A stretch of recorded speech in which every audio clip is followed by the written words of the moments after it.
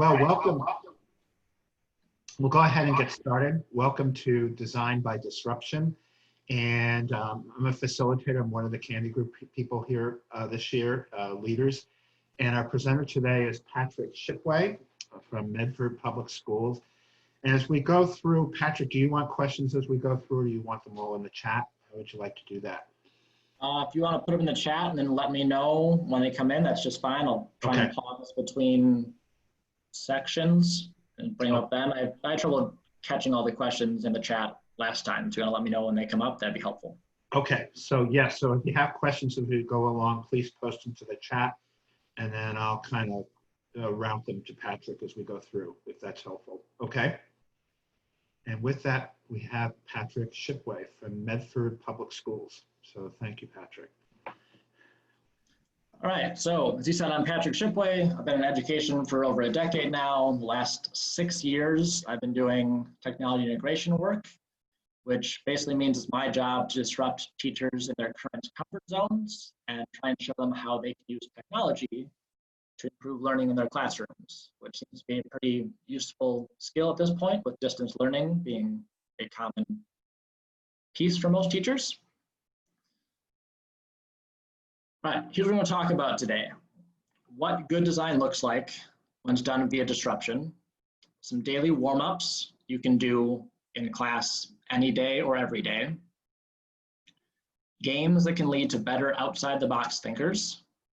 And some pre-project activities to help students with thought processes and to avoid getting stuck.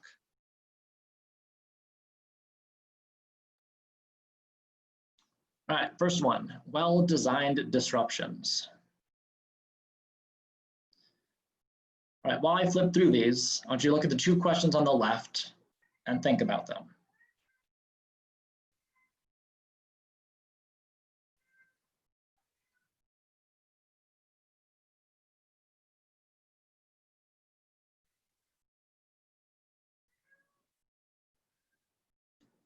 Hopefully you can't hear my annoying cat.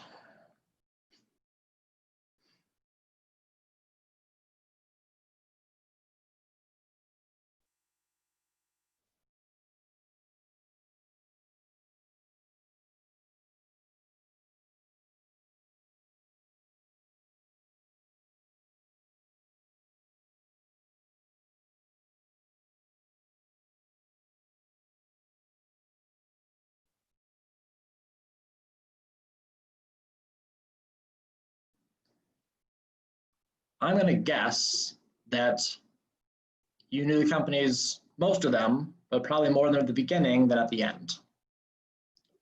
My question is, how many of these companies are disrupting systems for good, rather than just disrupting them for their own self-interests? When I do disruptive change and design with my students, I ask them, is it being well disrupted or disrupted for well-being? I try to cover or make sure that we cover as many or as diverse a set of perspectives as possible, so they don't accidentally leave groups of people out of the creation. So I always make a requirement that the product needs to be something better, something helpful, and something that improves the world in some way, be that for their family, school, community, a marginalized group, their city, state, country, or the world, but it has to make the world in general a better place in some way. So just note that even the best design plans that are disruptive, at least, will make life harder for someone somewhere.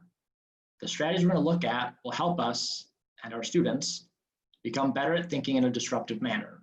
My goal is to make sure they also do so for some greater purpose. I often try to use the global goals for sustainable development to help them find something to work on.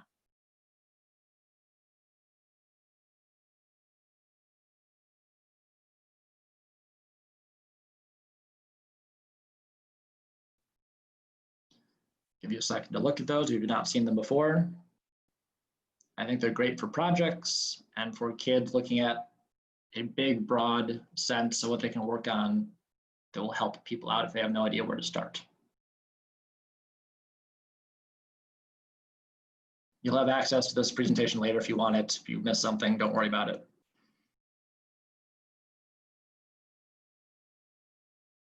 Okay. Section 2, warm-ups, daily or when you want to throw them in there. We'll get 4 of them. I call them 5 things: last letter, IQOTD, and fortunately, unfortunately. Number 1, name 5. So the kids name 5 of something. So example, they name 5 countries in Africa, 5 uses for a paperclip, 5 restaurants that don't exist yet but should. Maybe it's a chocolate everything restaurant, or my nephew wants to make a restaurant that is all dipping sauces. He wants 300 dipping sauces, and you can bring whatever you want to dip in it. That's his goal. I like to start these off with something simple. It's just like 5 countries, 5 shapes, if you're a math teacher. And as the year progresses, you can make them more challenging. 5 ways to make a hospital better. 5 ways to help with the food crisis, with global warming, something like that. Apparently the chocolate restaurant's been made already, and I didn't know about it. Well, then whoever gave that one to me a couple years ago, sorry, you've been foiled. But that's the idea for that one. Name 5, you can make them simple to easy, content specific, or general, but it gets them thinking. And you can also make them do it in groups, and their 5 have to be different than the other group members' 5 things they're trying to find to make them be more challenged in it. The next one's called last letter. So the class is given a question to answer or a topic to talk about. And person B has to start their next sentence with the last letter of person A's sentence. So I say, all right, you're going on a camping trip this weekend. Tell me how it's going to go. I say, well, I'm going to show up at 6 o'clock and I'm going to start putting up the tent. I finished my last sentence with the word tent. Tent ends in a T. The person next to me has to be listening carefully to notice I ended what my sentence said, ends with a T. Their next sentence has to start with a T. They said, tomorrow we will do this. This works best when you don't have too large of groups. If you make it a big group, the kids can just zone out for a while and pick up. So I like to do this with groups of 2 to 4 kids to make them, the goal is listening on top of what they're saying, or active listening, responding, and then reacting to the letter they have for the active thinking and responding skills. IQOTD, which will make no sense to you right now, but it's the one I've done the longest, stands for Interesting Question of the Day. So I asked an interesting question of the day at the start of every class for 5 or 6 years. The start of the year questions were similar to this one.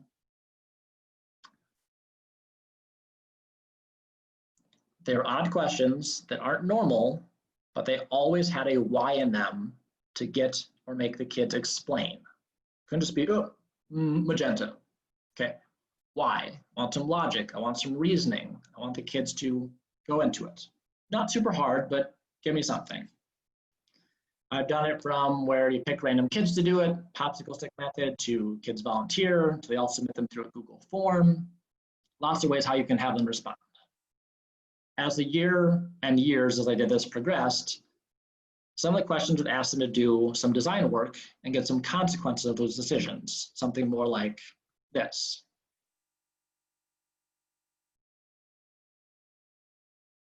Now whatever they choose has a consequence. When they pick something, if you pick, I don't know, Sour Patch Kids, I think it might be a candy group, at least it was in the past. If you build everything with that, good luck building multi-story buildings. It's not gonna have the structural ability to do that. Good luck not eating your house down. There are consequences to these actions they have to think through when they choose a question, something like this. So you can do them every day, once a week, when you got extra minutes at the end of the lesson, whatever. And then eventually, at the end of the year, I'd make them go so they actually had to tie into some of those those big world problems. And so this one's about hospitals. It could be about anything. Change it, pick it, make it specific to your subject area, grade level, theme for the year. We just spent 5 minutes or so a day doing these, getting their brains working. That's my IQOTD.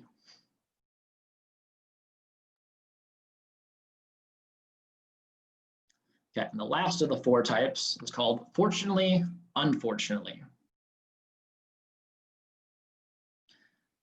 So this example is done with 5 students. It does not have to be done with 5 students, just how I'm going to show it being done. Okay, student A says a random sentence. Doesn't matter what it is. Student B has to say either fortunately or unfortunately in a sentence that makes sense corresponding to student A's sentence.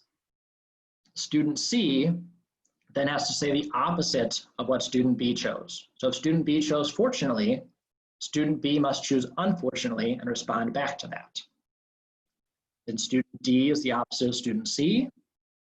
Student E is the opposite of student E is the opposite of student D. So let's look at an example with an actual sentence in there. Student A says, I found a wallet on the street today. Student B says, unfortunately, it didn't have any money in it. Student C says, fortunately, it had a cute girl's ID and phone number in it. D says, unfortunately, she didn't pick up when I called her. Student E says, fortunately, she doesn't live far from me. The game is easier for kids with even numbered groups of students because they get to consistently say with a positive or negative flip to what's coming up in the sentences. Therefore, harder with odd numbers of students. Similar to the first game, the bigger groups of kids you get, the less they have to pay attention, the less active listening they have to do. And I probably wouldn't go smaller than 3 because it's just back and forth with 2. It doesn't seem to do a whole lot, but 3 would probably be the hardest. You're constantly switching from unfortunately to fortunately. You have to listen to the story changing a lot between those 3 people. But that's unfortunately, fortunately, that gets those pieces in there.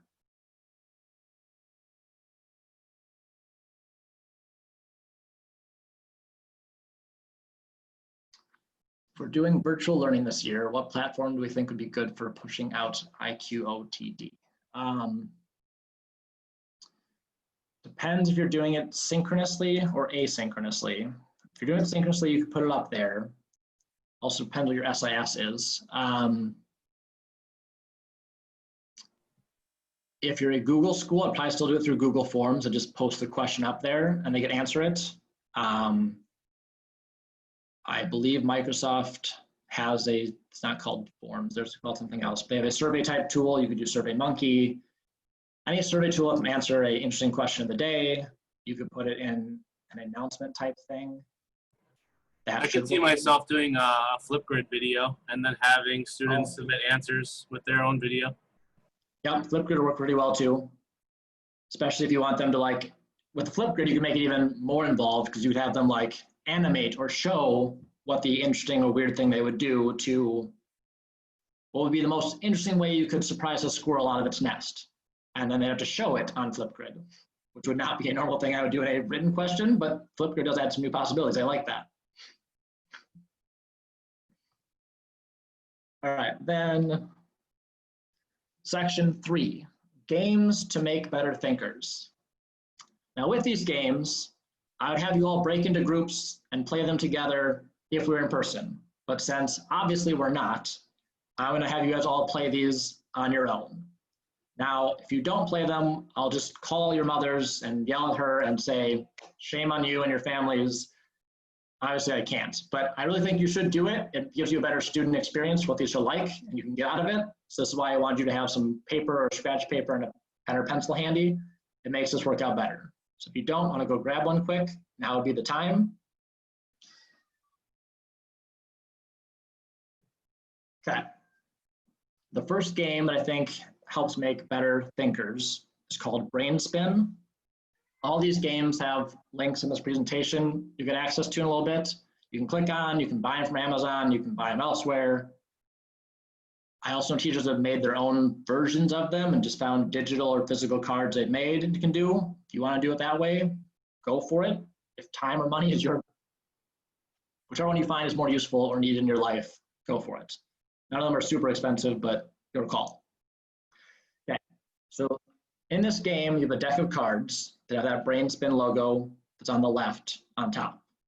We're gonna flip over a card. You get 60 seconds to find as many things it could possibly be. Halfway through, I'm gonna rotate the card 90 degrees and see if that changes what things you notice about it or what it could be. The way you win by having the most unique answers. So if we're looking at that triangle in the bottom right and two of you say pyramid, doesn't count. No one gets the point. You have to have a unique answer to get a point. Questions before we start?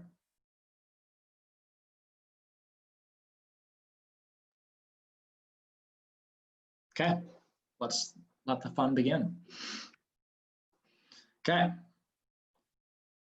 3, 2, 1, go.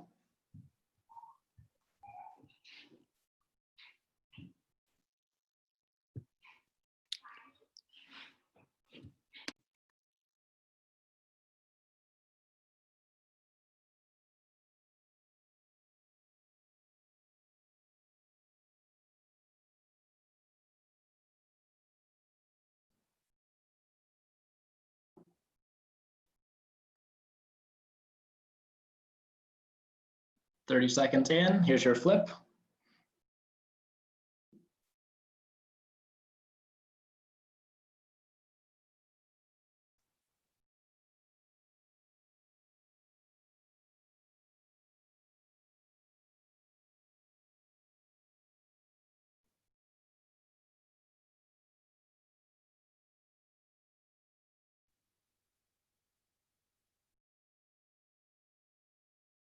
And stop, pencils down. All right, so you guys can either, if you want to put them in the chat, we can try and put up some answers, what people said. I don't think that's a bad idea.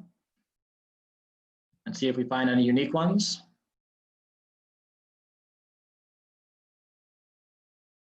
If you don't want to, we can move on to. Someone said a skateboard, so you got skateboard, cross it off, because it's not unique. A car, a Segway, unicyclist.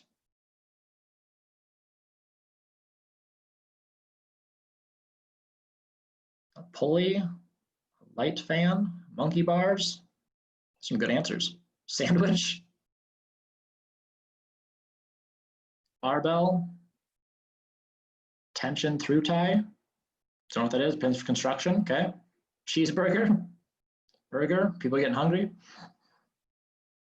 Maybe it's just me. The little chain you pull to turn on a fan, okay, when it's vertical, yep. So you've got these, you cross them off. A teaspoon, okay. A minion, trailer. You get the point. You may have had 8 things, but if 6 of them get crossed off because other people had them in your group you usually play in, you only get the 2 points. A weeble wobble, nice.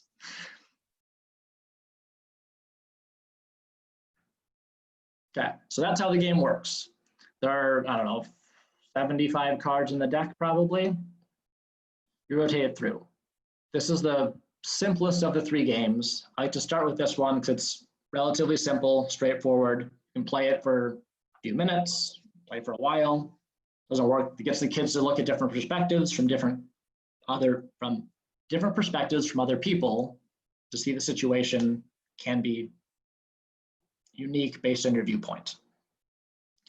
The second game is called Disruptus. This may be one of my favorite games of all time and probably my family's least favorite game. This game has one part that's similar to the last one, and then 3 other parts that are different. The first one, so it's got a 6-sided die.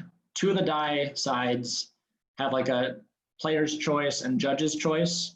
The other 4 are different game elements. So the first one's called create two. In this version, you're gonna take any number of the elements from each card to make a new object. So there'll be two cards flipped over in this game. You have to take at least one piece from both of them and combine them into some new object from there. You can use more than one piece from each picture, but there must be at least one piece from every image. Here's an example.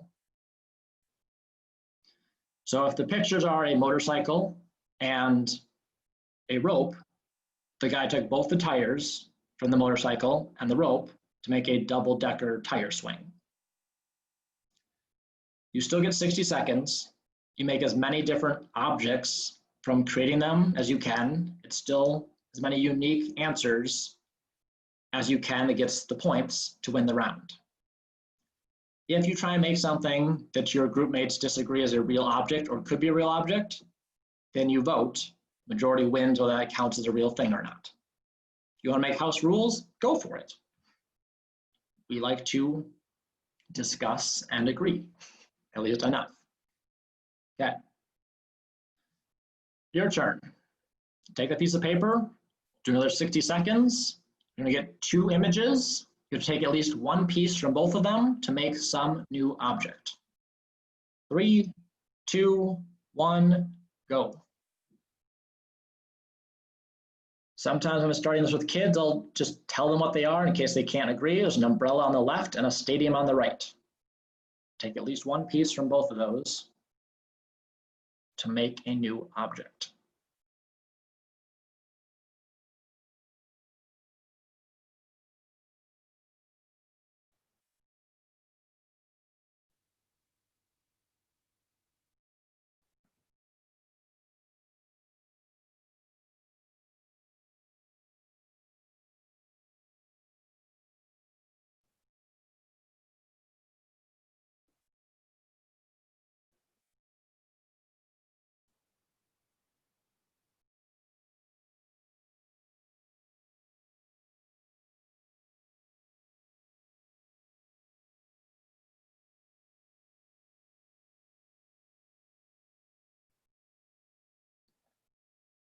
Ten seconds.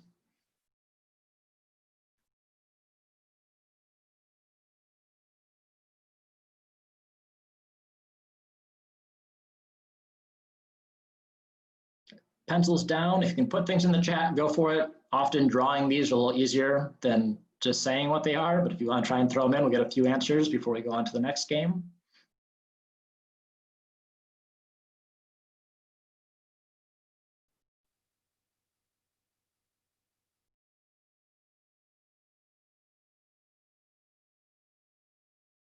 Light with a pull hook.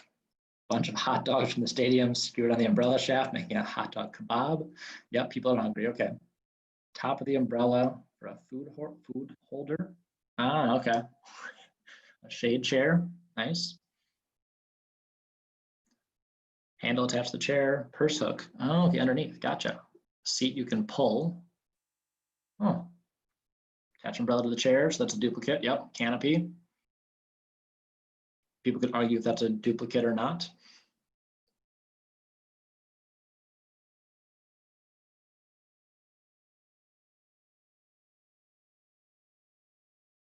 Carry items in the umbrella. Now, some of my kids, when they play this game, would argue that you're taking elements or pieces from it. They'd argue on the size. So some of them would say you take the umbrella canopy and make it larger to make a dome over the top of the stadium. Your call on house rules, how you want to play those. We had to make a few adjustments to our rules every time we play with each class. Make it into a cap, okay. Hit someone that are appropriate. Okay, it's not even school year started yet. Right, you guys get the idea. That's the take two version. Our next part of Disruptus is called transform. So now we're going to use the object, be a single picture for the rest of these. Use the object or idea on the card for some different purpose.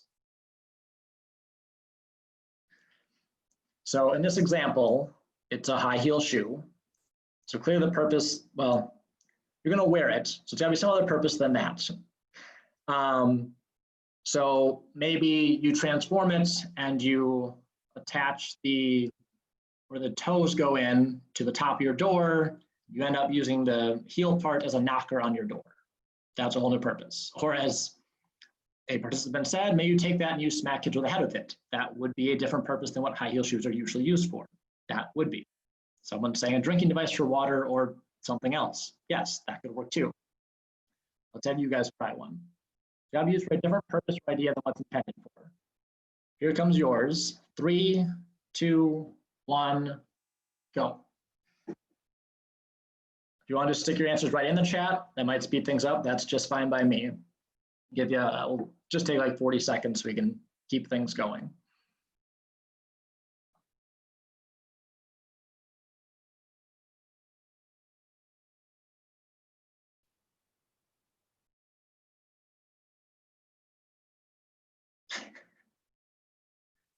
Barbie Mansion, creative, grocery store shopping at Aldi, office organizer. I can do a shelf for storage. Could even be a hanging shelf.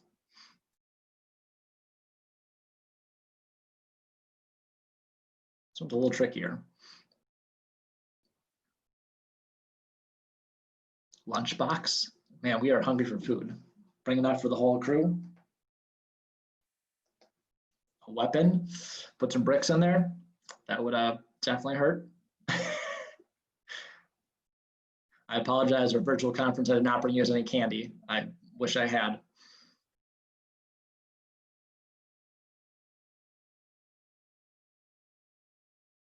Foot soak. Nice. Contactless Domino's delivery. All right. Mouse pool. All right, I like the answers. Nice job, guys. All right, let's go on to the third one. Improve. So you have to make the item better. You can add or change one or more of the elements that's depicted on the card to make it better in some way. So it has to keep its same purpose overall, but you can improve it. What you improve it with is generally agreed upon. That does not have to be a current real technology, but it could be. So an example might be, if you have a toothbrush, you're trying to improve it, you could make it an electric toothbrush that we currently have. You could make it that there's some built-in floss or fluoride in there somehow to clean your teeth as you do it. Something like that would improve the toothbrush. Let's have you guys try and improve an object. 3, 2, 1, go. This is pretty fitting for teachers. How do we improve a notebook? Might be your next $1 million idea. Waterproof. That would be handy. Dog-proof, built-in writing device, like them. Pencil case built in. Cut out a hole for your phone. Dry erase pages. Live pages hologram. I don't know if I understand that, but it sounds cool. Talk to text. Paper lines are different in different sections. Oh, like the sizing? Like graph paper. All right, give you like 10 more seconds. We'll go on to the last type the last type that is in Disruptus. Different paper colors, and the line down the middle. Open to page by voice command. That'd be handy. Especially if you could say like, open to my chapter 3 notes for math.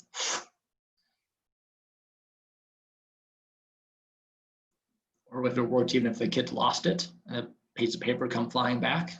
Harry Potter magic, that'd be nice. All right, the fourth type in Disruptus is called Disrupt, shocking.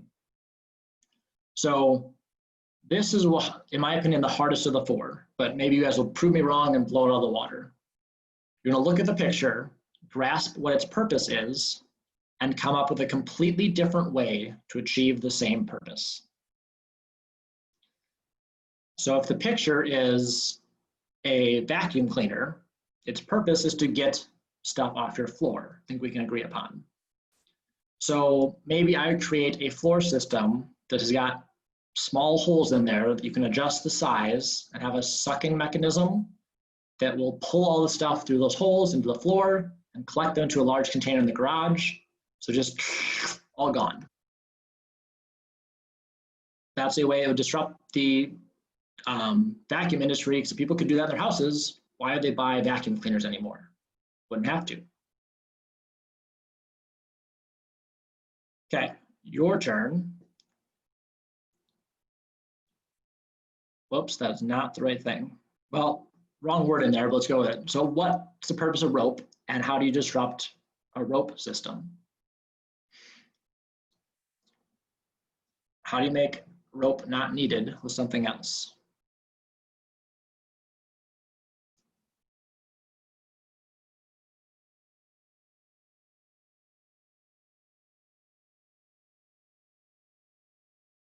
So say rubber band, several strings, use a chain. I'll take me to put built-in magnets and everything. We just turn them on and off, like magnets A through Z somehow, control what goes where.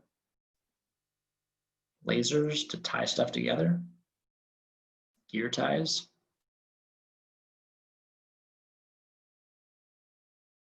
Dog leash instead. Okay. Bungee straps. Hose that's doubled as a rope. Okay. Yeah, so those are the ideas of how this game works. I'm going to give you a word of caution for this game. Kids will find these hard. Go slow. Do not throw this game all of them at once. I would say pick one of the four, do a couple of them with the kids. Try on the other four, do a couple with them. If you throw the whole game at them at once, most kids get frustrated. And maybe surprisingly, it was to me at first till I thought about it, your best kids, your A kids, the ones who tend to get the best grades, have the hardest time with this. They're used to be giving explicit directions. Things come in neat little packages. These games do not do that. I also think they may need this more than anyone, but they have a struggle. They struggle with trying to find unique ways to do things and put them together. So just tread cautiously with how you do that.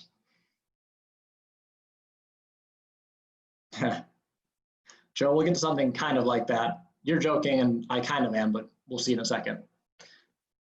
Okay, so just beware. The third and final game option is called Mockups. I have good news and bad news for this. I have not done this one, but I've heard rave reviews from a couple coworkers and friends. But also it's currently out of stock on Amazon. So I'm guessing you can find other places, but it's not, it was in stock 2 weeks ago when I set this up, and somehow it's been sold out recently. Wasn't because I presented on it yet. You guys are my first one to have given this one with mockups in it too. But I'll explain it. Again, you could make your own version of it. You can wait till it comes into stock. I don't know, but it's still a good game. Helps the kids that they're thinking. So the directions are not even posted on Amazon, so I had to find a way if someone else put it on there. And it's a little blurry, I apologize for that. But basically, you get 3 different types of cards. The one type of card is going to be a group or a type of people. So it's saying like construction workers or people with vision issues. The second one is problems you need to fix. So this example one is need to be able to hold water. And the third one is like a twist or a challenge to the problem. So it could be this one saying like be on the moon or while on the moon. There are multiple ways that they've given the directions of how you can differentiate this and change this and make it apply. The one I like best is how you like have to pick. Well, actually, let me explain the base rules before I change it. With these 3 cards, they give you, I think it's 60 seconds. You're supposed to physically mock up and build, so a tinfoil with cardboard, with paper, straws. They don't care. They want to make a physical mock-up of your creation of how this is going to work, how you're going to how construction workers hold water while they're on the moon. You get 60 seconds to do that, make a physical mock-up, then you get 15 seconds each group does to explain to the class, here's how we're gonna do it, here's what it looks like, kind of like doing that to the sharks. Some of their tweaks they've done is saying, all right, you just get the gray card, you have to make the gray cards, find a way to hold water. Then 30 seconds later, or a minute later, you flip over, oh, it's gotta be how you hold water well for construction workers. Then a minute later, you flip over the black card. How is it also gonna work for them while they're on the moon? They have to keep adapting and changing the system for each new problem that comes up. That will also probably make the kids get somewhat annoyed, but I'm kind of evil and I like that because it makes them change their behavior and keep learning from it. I also tend to do this with them on their projects. So I might give them rules and then change them partway through. Kids eventually learn how to do this. I'll talk a little more about this in my next section. For what age range these games can go, you can do it for any age range. I think if you pick the right cards or sections or the time you give them, they're all adaptable. I think if you're looking at like an 18-year-old straight A student, might have more trouble than like your 6-year-old first grader who has all this creativity. Last section, I think I'm running out of time. Pre-product activities. I've only got 2, so hopefully it won't take that long. I call them disjointed stories. So basically students need to write a story off the top of their head with a few rules you've added. So maybe there must be 3 characters. They must be in a jungle and they have to save a bear, something, doesn't matter. Every so often you add a complication to the story that they need to change.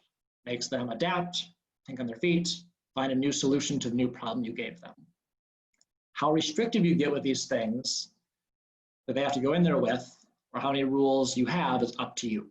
That could be easily based on your kids, based on the age range, based on your content area, and also how fast they need to change the story can also be changed. After they've done this a few times with my high school kids, I made them change it in their next sentence. Like on the, I think it was the 4th or 5th time we did this. So, right, your next sentence, you must have someone die via toaster. The rules can have a subject or topic specific restrictions. For example, you have to have a character explain Newton's second law. Character must draw a picture and have it shown in a famous building that includes art blending. I must have 2 characters and one must speak Spanish. The other one must speak English. Must have 4 animals in there. Take your pick. The goal is to get them to logically transition from a problem or change to a solution and have a more flexible mind. So I often do this with my actual projects as well. I'll get all dramatic and hop on the phone and say, oh crap, the mayor of whatever city they're working on just called and said, turns out that the land you're building on is part bog and can only handle a building with X density. Does your building meet those specifications? Prove it. Or if it doesn't, what are you going to do to change to make sure the people living there don't die due to the building collapsing? So changes come in. I think they're handy for the kids' brain and overall learning, regardless of my content area. The second and last one is how might we? So it's an activity that I tend to do in 4 parts. I'll try and go through them quickly. Okay, apparently I lost someone. What? Logical transition with problems.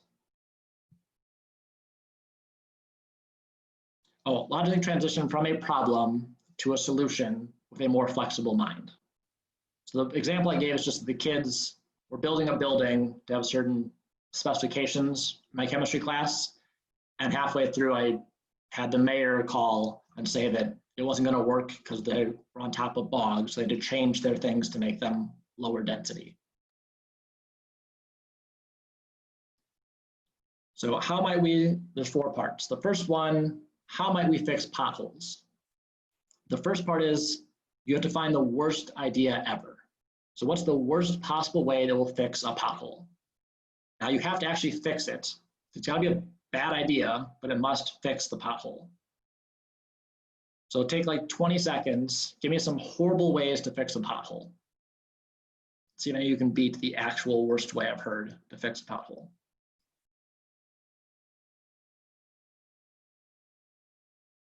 Fill with noodles, fill with cereal, fill with pasta, fill with water.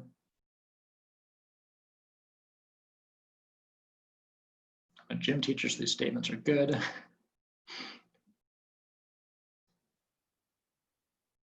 Pothole implant. If I understand that one, that's okay. Scream at about how it's not good enough. I don't know if that would fix it, but we think it does sometimes. Skittles. Okay. Some of those are pretty bad. The worst one I ever heard is to fill up the pothole with chopped up babies. Is that horrible? Yeah. Does it solve the problem? Technically, yes. You could drive over that pothole. So therefore, every idea after that will be a better idea, which is the goal, to find bad ideas so that every idea after that can say, hey, their idea, you may not have liked it, it's better than the dead babies in the pothole. Not that that's maybe one you want to use with kids, but find bad ideas from the kids, you can find all the other ones will be better after that. The second idea is to come up with 30 ways to fix a problem. You give the kids a couple minutes, want to have a dark sense of humor, but that group got dark in general. I had a class that went real dark real fast. So kids have, I don't know, I give them like 3 or 4 minutes to come up with 30 ways to fix the problem, as many possible fixes as they can. I almost never give them enough time to actually get to 30. The goal is just lots and lots of pieces, lots and lots of fixes as fast as possible. Kind of like the take two and disrupt this, because I want to take all these pieces. None of them are going to work all that well, but if they can have all these pieces, there'll be parts from all of them that'll be useful that we can combine together to actually fix the problem. Whether it's a hypothetical problem or it's an actual problem in the school community that they're actually trying to work on, if you get a group of 4 getting 30 ideas, you've got 100 ideas to work with. If you have the whole class doing it, you've got hundreds of ideas. The third one is draw the problem and solution. So same thing, I have them try and draw out different solutions. Regardless of how good they are at drawing, seeing it drawn out by different people in different ways lets them see it from different perspectives. Kind of like when we rotated the card 90 degrees, we could see different things from different people's perspectives when things changed. The last one, flip our assumptions. We're going to try and ask, how might potholes be good? So what if, similar to some electric vehicles, when it went in and out of the thing, that up and down actually charged the vehicle? Or what if you could fill it with some kind of bacteria that would eat up the carbon cycle and save the planet? Or put some kind of sensor in there that would read the car and tell you what was broken with it? Something like that. Those are the 4. I'm going a little fast, I'm running out of time. I apologize. Last few things real quick. This design thinking mode and model I like to use. It's from the standard Stanford D School. I think it hits on all the things I want my students and adult people to also be able to do. Hopefully a lot of the tools and games we looked at will hit those things and be helpful for you to do with your students, both remotely and in person. I'm gonna fly past it, you'll get the slideshow. Questions as I get you the link to the slideshow? Unless I think you already have it. If you don't, I'll put it here anyway.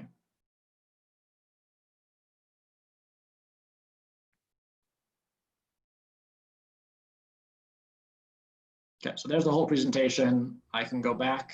Yep.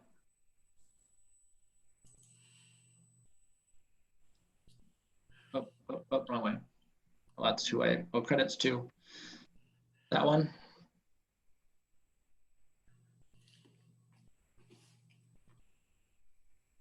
So I apologize, I had to speed through that. I found out things take a little longer to go through remotely than in person. I hope it was somewhat beneficial. If you've got questions, I will leave an email here also. Feel free to contact me. Have a great time at TIW and good luck this fall.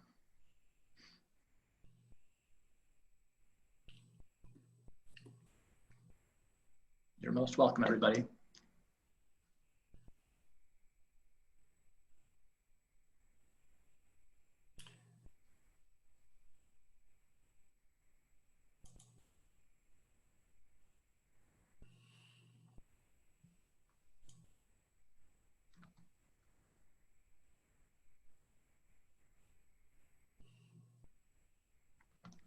Which game? Chi? So most of the 3 physical games I looked at was based on unique answers, but you're able to adapt that and change it how you want. So if you want to say the person who has the best or most creative answer wins, you can do that variation or difference to it. They're all adaptable and changeable. None of them are meant to be set in stone. You can take all these and totally change them. I don't care. Most of them are not mine. I've borrowed, adapted, changed. The ones that are mine, you can take and use how you want. I don't care. Does that answer your question? If I'm not talking too fast, I tend to do that. Sorry. Awesome.